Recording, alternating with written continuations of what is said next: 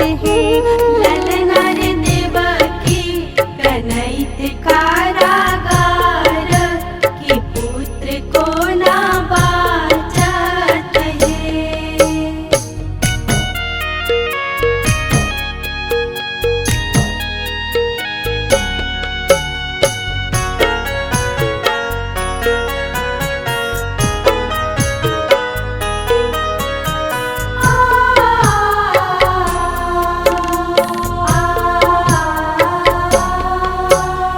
रोहिणी नक्षत्र मध्यरात्रि दामिनी दमकय है।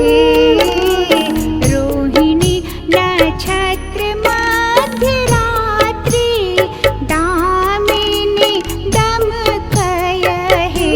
ललना रे देवकी दर्द सा व्याकुल कृष्ण प्रकट भेला है।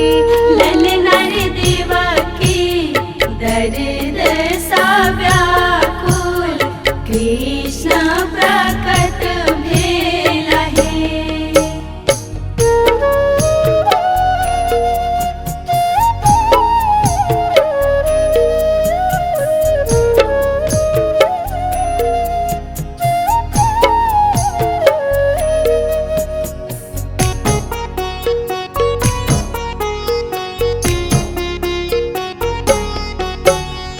कृष्ण धेलन वसुदेव माथ की चली भेला गोकुल है।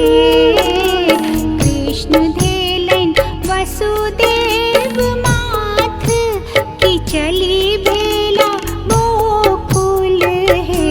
ललना रे जमुना मगन भेलिया जो हरि के चरण छूबी है।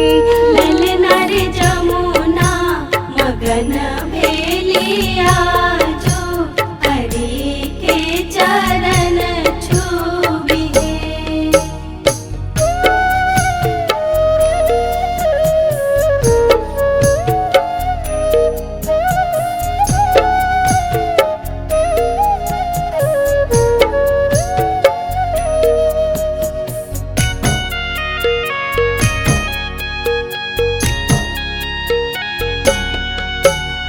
नंद भवन गेला वसुदेव शुभ क्षण पायल है। नंद भवन गेला वसुदेव शुभ क्षण पायल है। ललना रे पुत्र देलनि नंद कोर कन्या लय आयल है।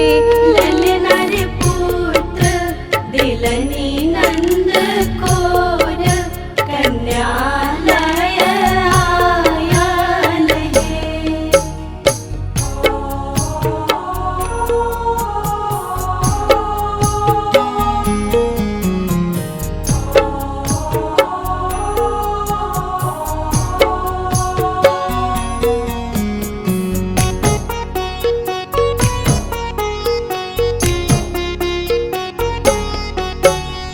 गोकुल में उत्सव आजो गोपी सब नाचत है। गोकुल में उत्सव आजो गोपी सब नाचत है। ललना रे पलना में कृष्ण झूलावत यशोदा निहारत है। ललना रे पलना में कृष्ण झूलावत यशोदा निहारत